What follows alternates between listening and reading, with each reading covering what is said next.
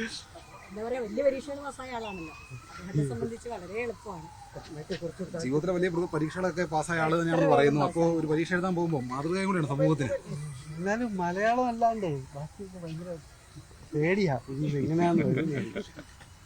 മറ്റൊരു കാര്യമാണ് ഇപ്പൊ ഈ ഹേമ കമ്മിറ്റി റിപ്പോർട്ടുമായി ബന്ധപ്പെട്ടുകൊണ്ടേ സിനിമാ മേഖലയിൽ വലിയ ചർച്ചകൾ നടക്കുന്നുണ്ട്. അപ്പോൾ അതിനകത്ത് അങ്ങയുടെ പ്രതികരണം എന്താണ്? ഞാൻ ഒരാഴ്ചയായിട്ട് ശരിക്കും പറഞ്ഞാൽ ബാക്കി ഫോണിൽ അങ്ങനെയുള്ള കാര്യമൊന്നുമില്ല, പത്രത്തിലൂടെയൊക്കെ അറിയണം. ഒരാഴ്ചയായിട്ട് ഞാൻ അതും എനിക്ക് നോക്കാൻ പറ്റുന്നില്ല. ഇങ്ങനെയൊക്കെ പറഞ്ഞു കേൾക്കുന്നുണ്ട്. ഈ പറഞ്ഞു കേൾക്കുമ്പോൾ അതിന് എന്താണ് അങ്ങനെ തോന്നുന്നത്? എന്താണ് ഇത് എല്ലാ കാലത്തും ഇങ്ങനെയൊക്കെ നടന്നുകൊണ്ടിരിക്കും. ഇടയ്ക്കിടയ്ക്ക് ഒരു എരിയും പുളിയൊക്കെ വേണ്ടേ അതിനു വേണ്ടിയാ, അല്ലാതെ അതുകൊണ്ട് വേറൊന്നും ഇൻഡസ്ട്രിക്കോ അങ്ങനെ ആർക്കും ദോഷമൊന്നും വരില്ല. സ്ത്രീകൾ വളരെയധികം ചൂഷണത്തിന് വിധേയമാകുന്നുണ്ട് എന്നുള്ളതാണ് ആ റിപ്പോർട്ടിലെ കണ്ടെത്തല്. അപ്പൊ അതിനോട് എന്താണ് പ്രതികരണം? അതെന്തെങ്കിലുമൊക്കെ സർക്കാർ വേണ്ടതുപോലെ ചെയ്യുമായിരിക്കും. നടപടിയെടുക്കണമെന്നൊരാവശ്യം അതെപ്പോഴും സ്ത്രീകൾക്ക് നേരെ ഉണ്ടാകുന്നത് ഏത് മേഖലയിലായാലും അങ്ങനെ ആവശ്യമാണല്ലോ. പക്ഷെ അത് എന്തിനായാലും നമ്മുടെ സംഘടനയിലും സിനിമയിലും ആണുങ്ങളെക്കാളും കൂടുതൽ പെണ്ണുങ്ങളാ. പുതിയ കുട്ടികളൊക്കെ ഒരുപാടുണ്ട്. എല്ലാവർക്കും പ്രതീക്ഷയും എല്ലാവരും നന്നായി പോകുന്നുണ്ട്.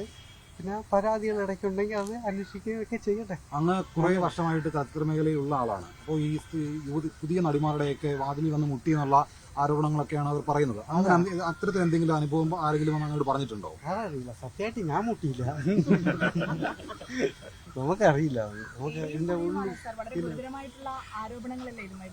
ഉറപ്പല്ലേ, അങ്ങനെ ഉണ്ടായി അന്വേഷിക്കണം. അല്ലേ പിന്നെ നല്ലതല്ലേ. മറ്റൊരു കാര്യം, ഇപ്പോൾ രഞ്ജിത്തിനെതിരെ ഒരു ആരോപണവുമായിട്ട് ഒരു ബംഗാളി നടി രംഗത്ത് വന്നിട്ടുണ്ട്. ഗുരുതരമായിട്ടുള്ള ആരോപണമാണ്. അവർക്ക് നേരെ ലൈംഗികമായിട്ടുള്ള തരത്തിലുള്ള പെരുമാറ്റം ഉണ്ടായി എന്നുള്ളതാണ് അവർ പറയുന്നത്.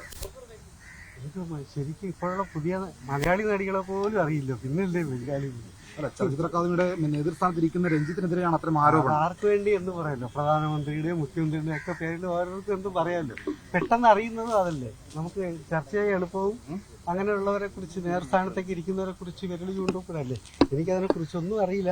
എങ്കിലും ചോദിക്കുമ്പോൾ എന്തെങ്കിലും പറയാണ്ടിരിക്കുന്നതും അവഗണിക്കുന്ന പോലെ ആവില്ല. അതുകൊണ്ട് അതിനകത്ത് എതിർസ്ഥാനത്തിരിക്കുന്ന ആളുകൾക്ക് വേണ്ടി പ്രശസ്തി കിട്ടാൻ വേണ്ടി പറയുന്നതല്ല, അവർക്ക് നേരെ ഉണ്ടായിട്ടുള്ള ആ ഒരു ചൂഷണമാണ് അവർ മാധ്യമത്തിലൂടെ പറയുന്നത്. അപ്പോൾ അത് പൊതുസമൂഹത്തിന് മുമ്പ് അറിയുകയാണ്. ഈ പൊതുസമൂഹത്തിൽ നല്ലവരെന്ന് നടിക്കുന്ന ആളുകൾ അങ്ങനെയല്ല, അവർ മുഖം മൂടി അഴിഞ്ഞു വീഴുകയാണ് ചെയ്യുന്നത്. അങ്ങനെയാണെങ്കിൽ തന്നെ നമ്മളൊക്കെ ഇല്ലേ വിടുവോ അവരെ? മോശം അനുഭവം പറയുമ്പോഴേ അക്കാര്യത്തിൽ നടപടി കാര്യക്ഷമമായി ഉണ്ടാകണമെന്നുള്ളല്ലേ. അതങ്ങനെ ഉണ്ടാവുമല്ലോ. നമ്മുടെ നിയമസ്ഥിതിയൊക്കെ അത്രയും ബെറ്റർ എന്നാണ് എല്ലാവരും പറയുന്നത്. അപ്പോൾ അങ്ങനെ തന്നെ ഉണ്ടാവും. പ്രതീക്ഷ തന്നെയാണ്, നല്ല ശുഭപ്രതീക്ഷയല്ലാത്തില്ല. സർക്കാർ ഇടപെടണമെന്ന് അങ്ങ് പറയുകയാണ്. സർക്കാരാണല്ലോ ഇതിന്റെയൊക്കെ നോക്കിയതൊക്കെ, അവരെ തന്നെ ആയിരിക്കുമല്ലോ അപ്പം മറുപടി. എനിക്കറിയില്ല. പരീക്ഷ ഉഷാറായി എഴുതട്ടെ. Thank you. അതെ, അപ്പോൾ ബാക്കിയുള്ളവർക്കും കൂടെ പ്രചോദനമാണ്.